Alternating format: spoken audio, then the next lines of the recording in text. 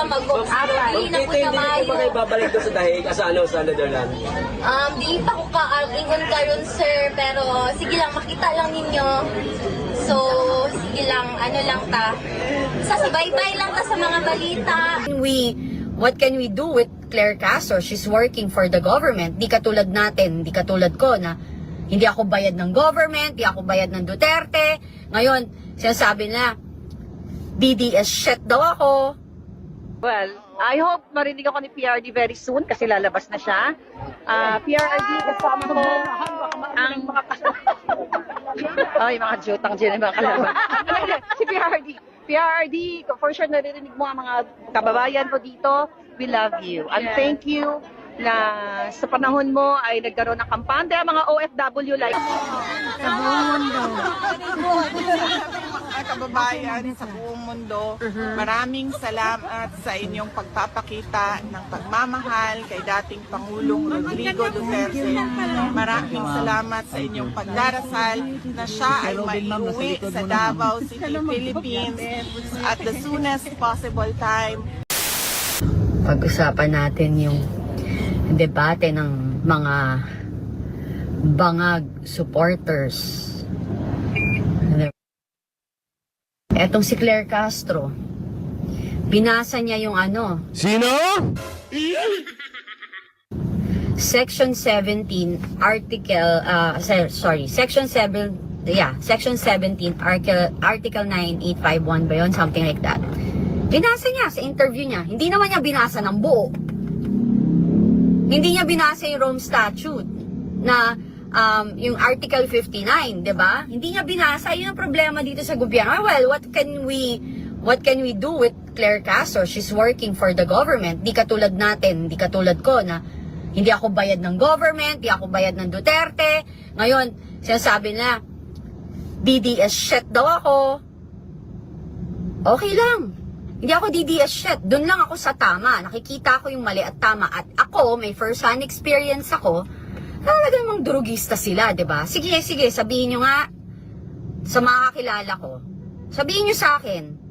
Mag-comment kayo dyan. Hindi ba sila addict? Sige nga.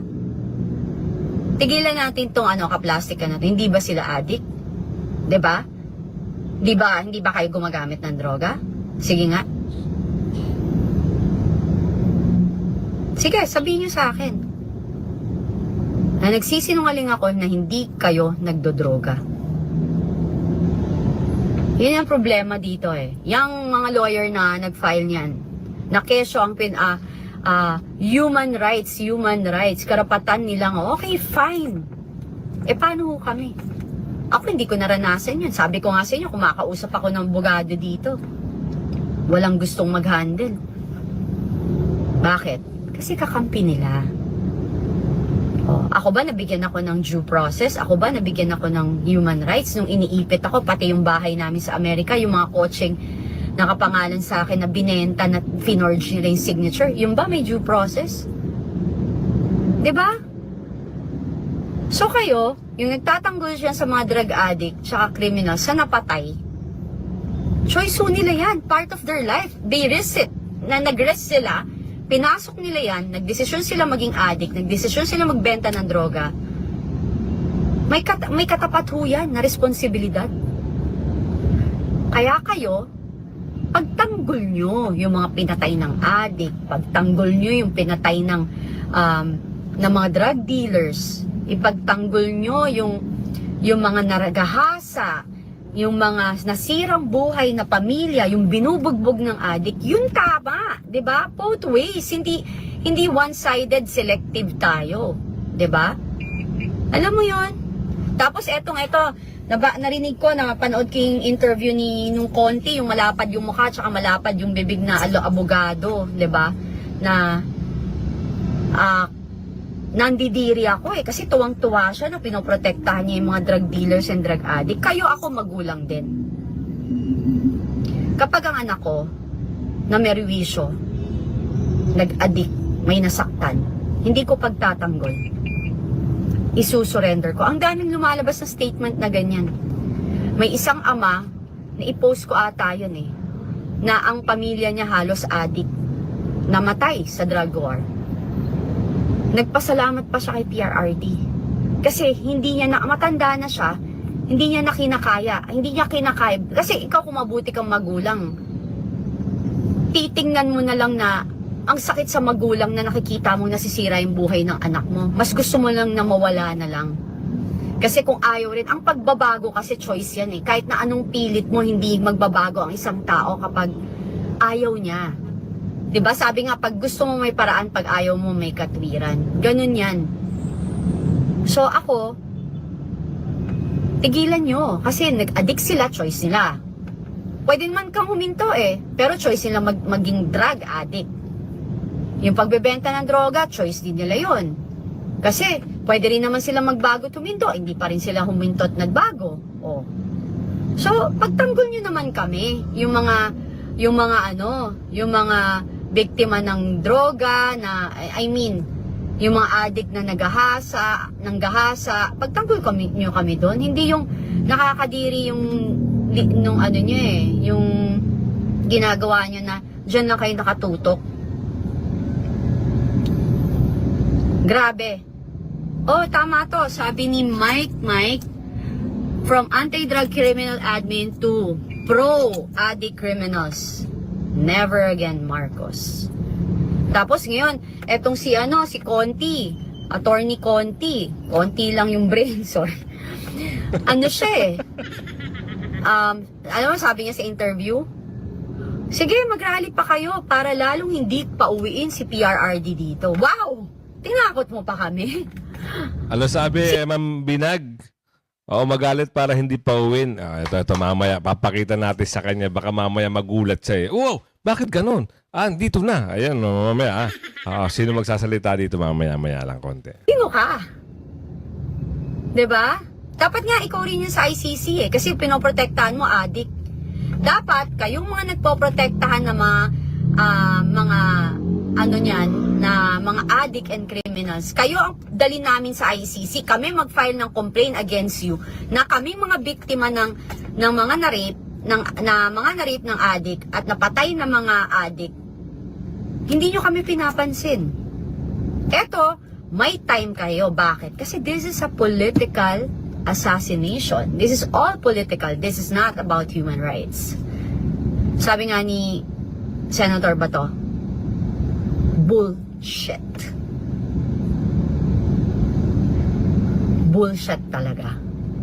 Bullshit kayo kasi hindi nyo naintindihan yung feeling ng nabuli, naabuso, sinaktan, ginahasa, namatayan dahil sa mga kriminal na addict, drug dealers, and drug users.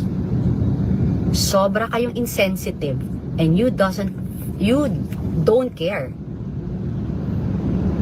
Kasi selective. Kasi ang motibo nyo is really to assassinate PRRD. It's not about human rights. You want to assassinate him. Tinanggal nyo siya sa Pilipinas kasi duwag kayo na wala kayo talagang mapapatunayan dito sa bansa natin. Wala kayong final na kaso eh. 'Di ba? O ano ngayon? Ano ngayon nangyari sa inyo? Ginalit nyo yung tao. Tapos ikaw, Conti, nananakot. Natakot nyo yung mga DDS. Sinatakot nyo tayo na magrarally. Rally pa raw tayo ng rally para hindi na raw pauwiin. Lalo mong gagalitin yung tao eh. Kasi nang tetret ka. Even yung yung ultimo yung paglalabas ng emosyon, paglalabas ng sama ng loob ng mga tao na sa ginawa nyo, mali pa rin. So kayo lang yung pwede? Kayo lang yung pwedeng mainis, magalit, mabwisit, at mag-rally? Pag nag-rally kayo, okay lang. Pag yung mga supporters ng PRRD ni Duterte, hindi pwede? So ano yun? 'Di ba? Ano yun? Yung isa pa dyan, si Shelo Magno. Dati, ako dun eh. Kasi nga ako, sabi ko nga sa inyo, hindi ako doon ako kung pag tama yung debate niya or yung pinaglalaban niya, makikinig ako sa'yo. May punto ka eh, 'di ba? Akala ko okay. Hindi nyo napansin si Shelo Magno, hindi na binabanatan sila Martin Romualdez. Hindi na binabanatan. Oh, tuwan-tuwa siya. Nung napunta sa nahuli si PRRD, nadala siya sa ICC. Alam mo, paulit-ulit, tama naman eh. Paulit-ulit sinasabi ni PRRD yun, handa ako. Just sa mga men in uniform, naririnig nyo siya paulit-ulit. Mas gusto kong ako na lang ang ako na lang makulong, wag lang daw yung men in uniform. Nakita nyo? Armed Forces of the Philippines, Philippine National Police, yun ang leader. Yun ang leader, hindi duwag, humaharap, hindi nag-uutos na nakakaiyak kasi yung iyak ko, proud. Kasi ganun ako eh, yung parang, ganun yung gusto kong leader, yung may paninindigan, 'di ba? Yan sa Armed Forces of the Philippines, yan sa Philippine National Police, Philippine Marines, Philippine Navy. Itinaas ni Pangulong Duterte yung inyong integridad. Ngayon, etong gobyernong to, pinababoy niya ang uniforme ninyo. Yung kakarampot, narinig ko, magbibigay sila 350 pesos. Pucha. 350 pesos yung katapat ng buhay nyo. Na pinaglalaban nyo yung, supposedly, kayo yung sumasalang sa gera. 350 pesos. Samantalang sila, ilang trilyon yung nawawalang kaba ng bayan. Sa flood control project na lang, diba? Ilang trilyon yun. Alam niyo yun? Masyado na kayong iniinsulto ng gobyernong to. Akala na yung 350 pesos katapat ng dangal ng mga sundalo. Sa mga kasundaluhan dyan, sobrang proud ako sa inyo, sa mga kapulisan na piniling umalis. Kasi makakabalik naman kayo basta't magkaroon ulit ng bagong yung bagong magandang liderato. Yan sa buong mundo. Sa buong mundo. Mga kababayan sa buong mundo, maraming salamat sa inyong pagpapakita ng pagmamahal kay dating Pangulong Rodrigo Duterte. Maraming salamat sa inyong pagdarasal na siya ay maiuwi sa Davao City, Philippines at the soonest possible time. At maraming salamat sa inyong pagpapakita ng suporta para sa aming pamilya at sa aming pinagdadaanan ngayon. Patuloy nating mahalin ang ating bayan, patuloy nating ipaglaban ang tamang governance sa ating bayan. At kayo ay mag-ingat kung saan man kayo na parte sa mundo at lagi kayong magdasal. May God bless you all.